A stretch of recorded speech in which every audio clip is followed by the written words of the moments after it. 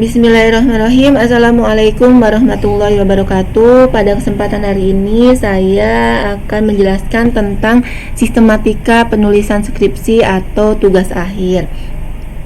Jadi untuk penulisan skripsi atau tugas akhir itu menggunakan bahasa Indonesia yang baik dan benar sesuai dengan KBBI, PUEBI, dan TBBBI. Penulisan ilmiah merujuk pada penulisan yang berlandaskan pada metodologi penelitian yang mengungkapkan fakta dan bukti-bukti untuk mendukung kebenaran hasil dari perumusan masalah. Dalam membuat suatu tulisan, kalimat yang kita hasilkan memenuhi syarat kaidah tata bahasa karena kalimat yang benar harus memiliki kelengkapan unsur kalimat berupa subjek, predikat, objek, pelengkap, dan keterangan. Yang perlu diperhatikan atau diingat juga, setiap awal paragraf itu tidak boleh menggunakan preposisi. Contoh preposisi di sini dari, dalam, di, ke, kepada, pada. Hal lain yang juga perlu diperhatikan adalah dalam setiap paragraf harus menggambarkan satu pokok pikiran yang jelas. Jadi setiap paragraf itu harus memiliki pokok pikiran yang jelas seperti itu. Dan selanjutnya saya akan menampilkan halaman judul. Nah, di sini untuk halaman judul skripsi atau halaman judul tugas akhir itu idealnya itu maksimal menggunakan 15 kata seperti itu. Dan di halaman judul juga dicantumkan program studinya dari peserta didik tersebut apa, nama peserta didik yang menyusun skripsi atau tugas akhirnya, NRT, terus dicantumkan juga logo.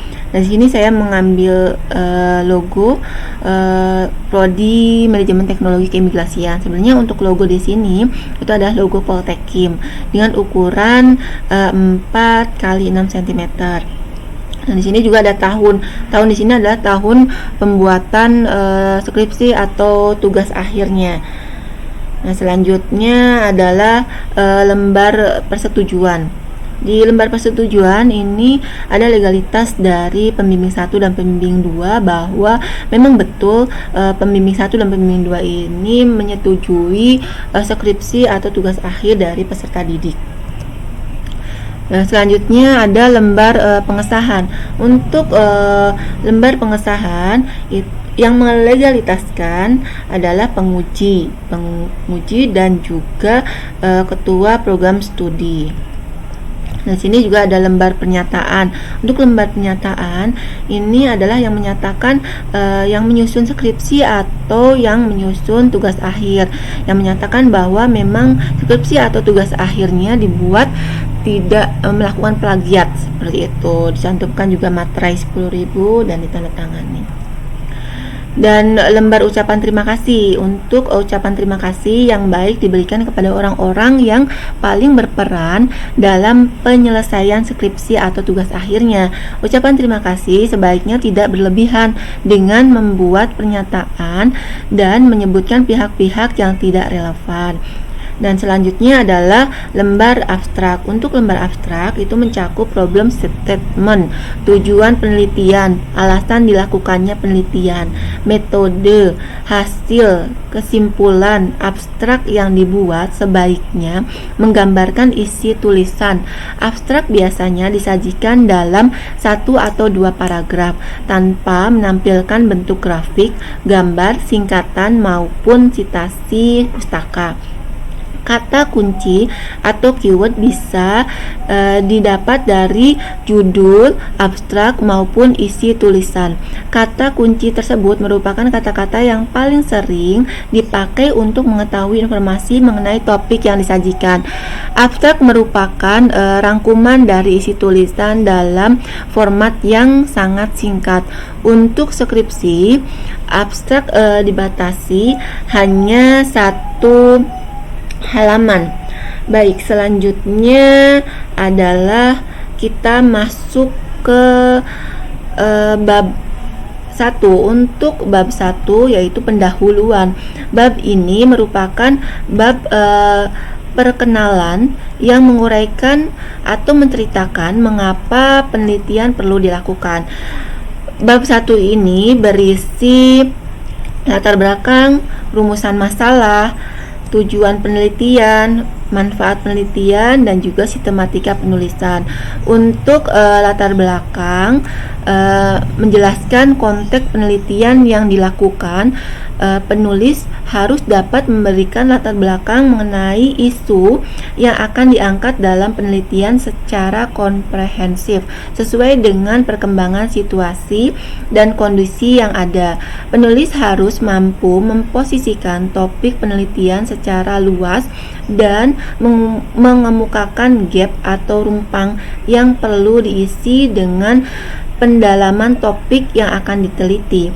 Sebaiknya tampilkan kajian literatur secara ringkas mengenai topik yang akan diteliti lebih lanjut. Untuk rumusan masalah, memuat identifikasi spesifikasi mengenai permasalahan yang akan diteliti. Lazimnya penulisan rumusan masalah dilakukan dalam bentuk pertanyaan atau bisa juga pernyataan. Research question atau rumusan masalah dibuat dengan kalimat pertanyaan yang jelas dan padat sehingga tidak ada kalimat yang ambigu berisi implikasi, yaitu adanya data untuk memecahkan masalah untuk diteliti. Jumlah research question atau rumusan masalah yang dibuat disesuaikan dengan sifat dan kompleksitas penelitian. Research question biasanya mengindikasikan topik atau variabel yang menjadi fokus penelitian. Dalam penelitian kuantitatif, research question atau rumusan masalah mengindikasikan pola yang akan dicari.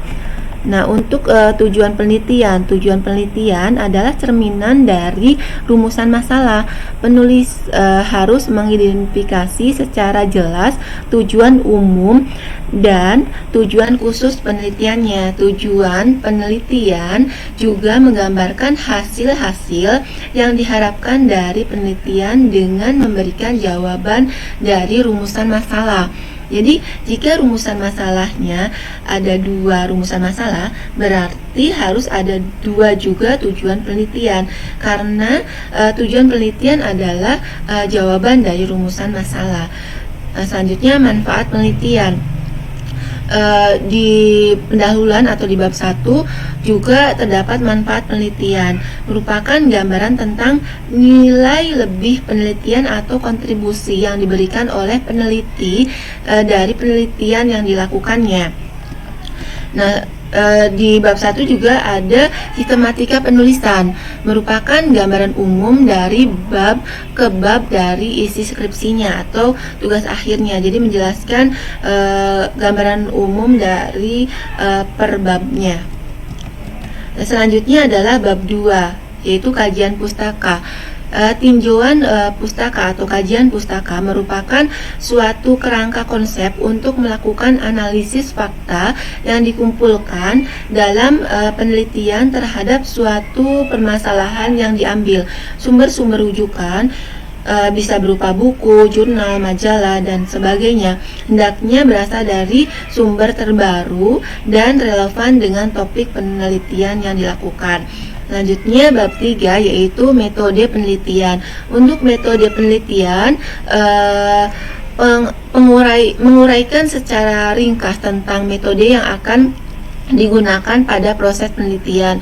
Uraian dapat mencakup variabel dalam penelitian, model yang digunakan, rancangan penelitian, teknik pengumpulan dan analisis data, metode penelitian, terus menguraikan tentang bagaimana penelitian tersebut dilakukan. penentuan subjek penelitian, bahan, alat, dan prosedur yang digunakan, menguraikan teknik-teknik yang dipakai, menjelaskan analisis data yang dipakai, serta tujuan agar orang lain dapat melakukan pengulangan terhadap penelitian yang sama. Selanjutnya, bab 4. Bab 4 itu adalah hasil dan pembahasan.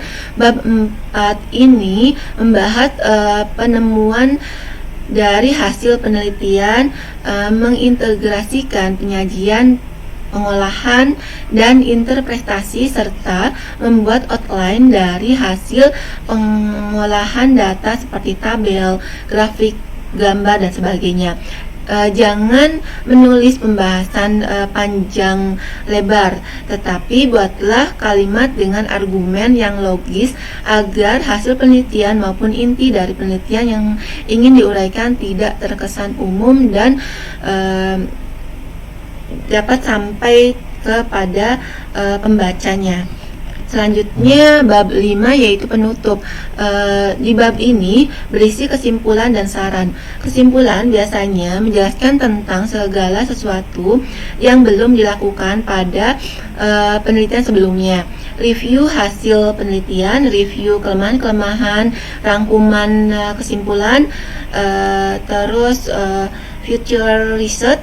Sedangkan saran menjelaskan sesuatu yang akan dikemukakan dalam penulisan ilmiah yang ditujukan untuk membantu dan mengatasi masalah yang sedang diteliti, berkaitan dengan hal-hal yang ingin dibahas, serta adanya kemungkinan untuk dilaksanakan atau diterapkan. Nah, berikutnya adalah daftar pustaka. Daftar pustaka ini sesuai dengan peraturan pedoman penulisannya.